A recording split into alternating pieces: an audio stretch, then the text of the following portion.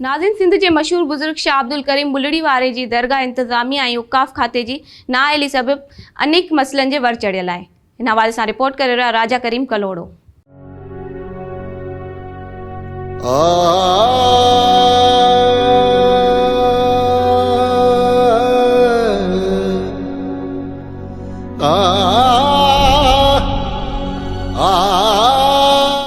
हे दिल के दुखाईंदड़ मंज़र उन पाक दरगाह जा आहिनि जेका सिंध धरती जे वलियन ऐं सूफ़ियन जी महक भरी तारीख़ जो एक अहम रूहानी मरकज़ रही आहे।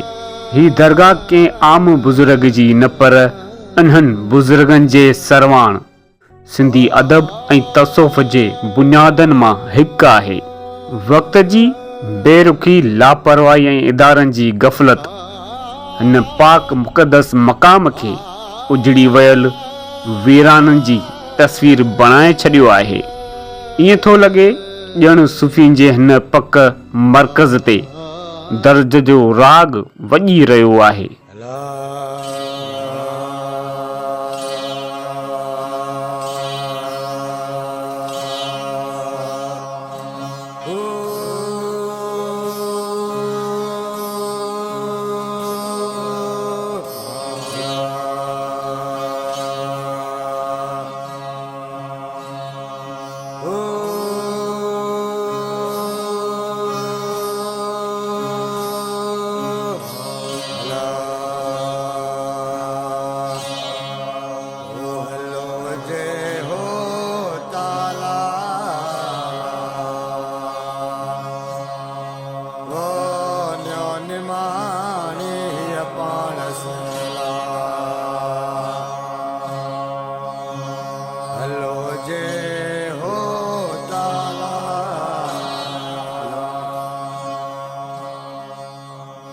करीम सां या साबरीन कुछ खपे तो उन जे लाइ नज़र निगाह कनि तो ही हेॾो ज़ुल्म हिते हिन दरगाह से अहिड़ो कंहिं ॿाराड़ीअ दरगाह से बि कोन्हे। हे त दरगाह करीम जे लाइ ख़ुदा लॻे जांचियो त हिते ज़ुल्म जेको असां से पाणीअ जो आहे, लेट्रिन जो आहे, छित मथां वहे पई, जंहिंखे के ज़माना थिया आहिनि को बि कमु नथो थिए। औक़ाफ़ जा जेका महीने जा 5 लख अचनि था उन जे लाइ बि हिते रुपयो ज़ाहिर कोन थियो। असांखे इहा ख़बर पए त खाए केरु थो।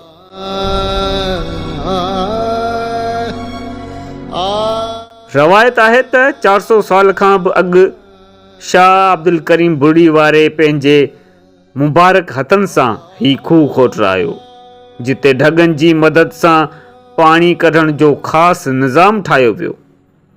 उन वक़्तु हीअ वाए सिर्फ़ ज़मीन खे आबाद करण लाइ न पर मुसाफ़िरनि, फ़क़ीरनि ऐं आम माण्हुनि खे कतब ईंदो हो। अॼु बि हिन खूह जा निशान मौजूदु आहिनि, पर बेध्यानी सबबु उहा तारीख़ी विरसे जी हालति तमामु ख़राब थी वई आहे। जिते पहिरियां पाणी वहंदो हो उते हाणे वीरानी माहौल, जंग ॼारियूं ऐं गंदगीअ जा ढेर बणिजी रहिया आहिनि।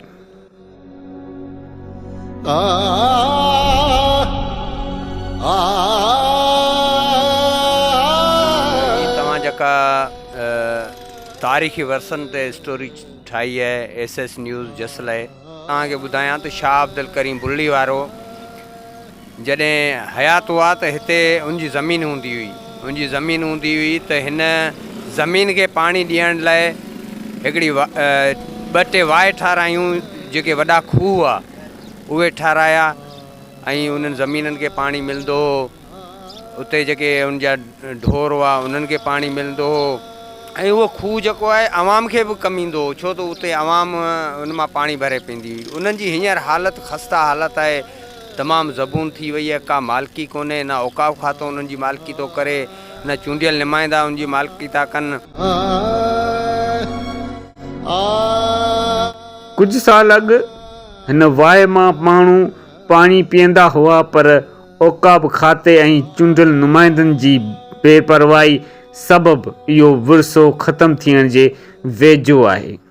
उन सां गॾु शाह साहिब जी दरगाह ते मुसाफ़िरनि ऐं फ़क़ीरनि लाइ ठहियल आस्थाना बि हाणे ढही पट पइजी विया आहिनि। जेकॾहिं हिफ़ाज़ती क़दम न खया विया त सिंध जी हिन अहम तारीख़ी माॻ जा निशान मिटिजी सघनि था। ज़रूरत इन ॻाल्हि जी आहे त हुकूमत ऐं समाजी तंज़ीमूं अॻिते अचनि त हिन तारीख़ी खूह ऐं ॿियनि यादगारी जी बहाली लाइ क़दम खणनि त जीअं ईंदड़ नस्ल ताईं हिन सिंध जी सकावत ऐं तारीख़ खे महफ़ूज़ रखी सघिजे।